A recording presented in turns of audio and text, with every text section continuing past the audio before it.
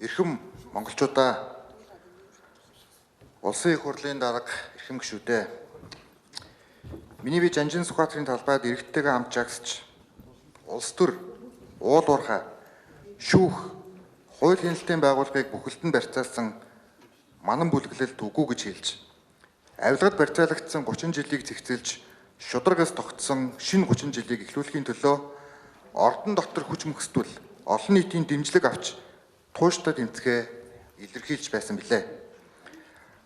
Ард түмэнтэйгээ хамт төрийн мөнгөөр Эрдэнэ төлбөрийн 49%-ийг улсын их хурлын эрх мэдлийг алгасан завшилсан хулгайг таслан зогсоож дархан төмөрлөг хөтлийн цементийн үйлдвэрийг олон нийтийн өмчлөлд эргүүлэн авч энэхүү хэрэг шүүхэд шилжиж чадлаа. Ард түмэнтэйгээ хамт баялгаа ашиглуулсны эцэст 22 тэрбум $, өрөнд оруулсан Дубайн хулгайг таслан зогсоож Монголын талд ноогдох 2.3 тэрбум $, өрийг тэглэж гатсан байсан гүний уурхай бүтээн байгуулалтын ажлыг эхлүүлж бас чадлаа. Ард түмэнтэйгээ хамт улсынхаа нэрээр боон босгож бүлэглэлийн зарчмаар хувааж эх орноо дампууруулсан хөгжлийн банкны хулгайг илчилж 805 тэрбум төгрөгийн чанаргүй зээлийг эргэн төлүүлж Чингис бондын 2 тэрбум $, өрийг бүрэн төлж хөгжлийн банкны хулгайн асуудлыг шүүхэд бас шилжүүлж чадлаа. Ард түмний төлөөлөл болсон улсын их хурлын эрхэм гишүүдээ Монгол улсын засгийн газар Эрдэнэт 5 толгой компани 6 сарын хугацаатай онцгой дэглэм тогтоож нүүрс тойрсон хулгайн асуудлыг олон нийтэд ил болгож өнөөдөр амаргүй нөхцөл байдлын дундуур энэ тэмцэл үргэлжилж байна. Эрдэнэтийн 49%, оюу толгой, хөгжлийн банк, 5 толгой, Эрдэнэс 5 толгой зэрэг эрх ашигын зөрчигдсөн авилгачдын амин тэмцэж бүх хүчээрээ засгийн газар руу эргэн ноцож буйг би бүрэн ойлгож байна. Нэг цаг хугацаанд олон авилгын хэрэг давхцан шалгагдах нь улс төрийн хувьд эрсдэлтэй гэдгийг ч би гүнээ ухамсарлаж байна. Нүүрсний хулгайг эсэргүүцэж шударгасны төлөө жагсч буй ард иргэдтэй баярлалаа.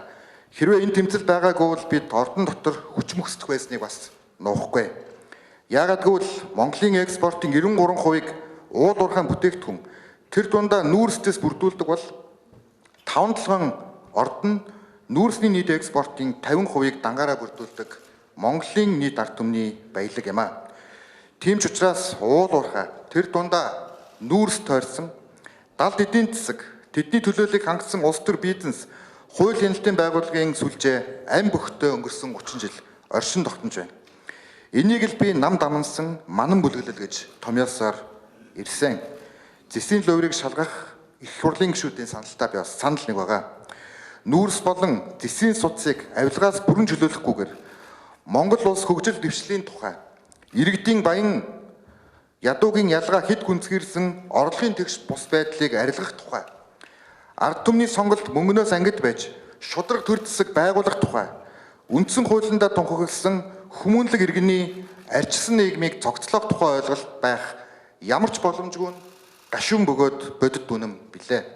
Улсын их хурлын эрхэм гишүүдээ Монгол улс шинэ үндсэн хуулиа баталж арчсан тогтолцоонд шилжснээс хойш яг 30 жилийн хугацаа өнгөрлөө.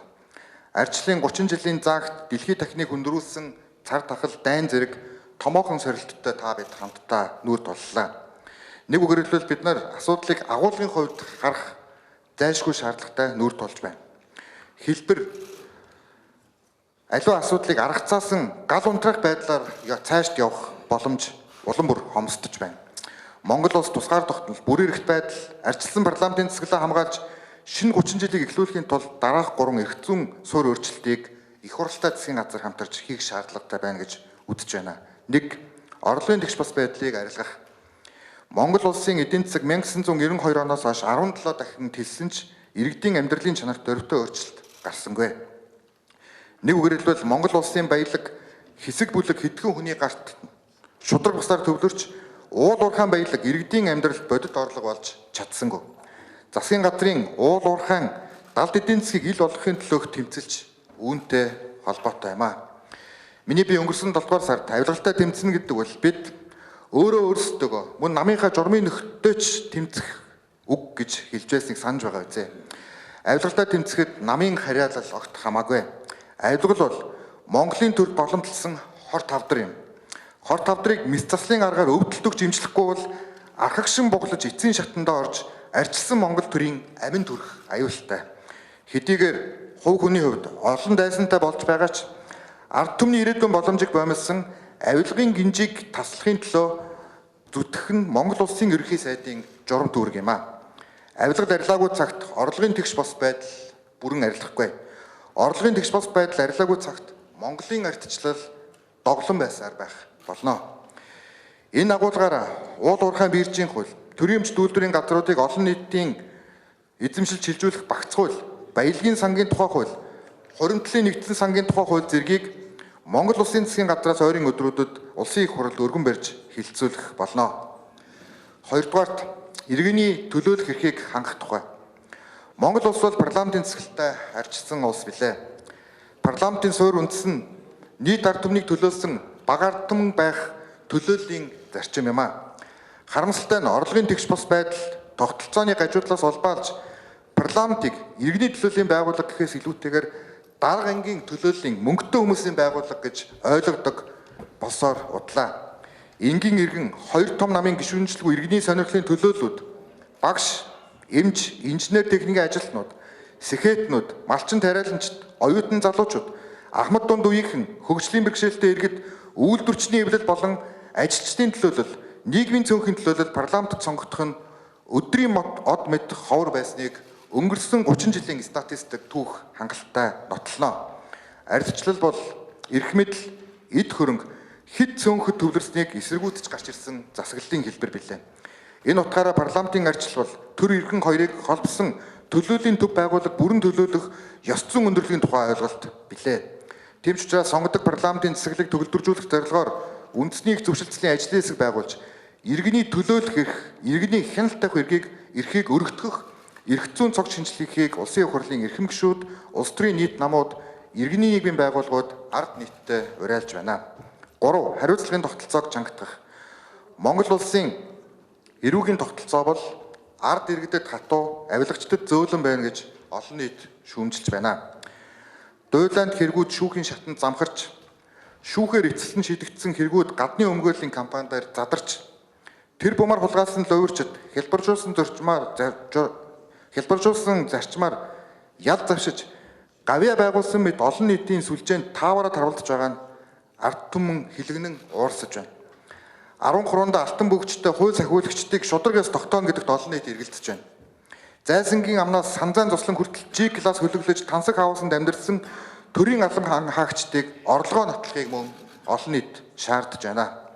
Монгол улсын засгийн газраас өнөөдөр авилгал албан тушаалын гэмт хэргийн ялын бодлогыг чангатгах, авилгалтай хийх тэмцлийг гүнзгийрүүлэх бодлогын хүрээнд эрүүгийн хууль болон эрүүгийн байцаан шийдэх хуульд дараах өөрчлөлтийг оруулах нь зүйтэй гэж улсын их хурлд өргөн барьж хилцүүлж байна. Үүнд 1. Авилгал албан тушаалын хэрэгт холбогдож шүүхээр шийтгэгдсэн этгээдийг нийтийн албанд ажиллах эрхийг нь бүх насаар нь хасах, өршөөл уучлал үзүүлэхгүй байх, бүх шатны сонгуульд өрсөлдөх эрхийг хасах. 2.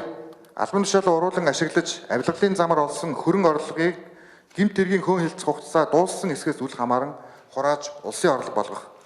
Эрүүгийн хуулийн 22 дугаар бүлгийн авилгал албан тушаалын гэмт хэргийн хэлбэршүүлсэн журмаар хэн шийдвэрлэдэг эрх зүйн орчныг хүчингүй болгох. 4. Авилгал албан тушаалын гэмт хэрэг тэр дундаа хахуул авах гэмт хэргийн ялын дэд хэмжээг 5-аас 12 жил байсныг 12-оос 20 жилийн хорих ял болгон нэмэгдүүлэх зэрэг авилгал албан тушаалын гэмт хэргийн ялын бодлогыг чангатахаар тусглаа.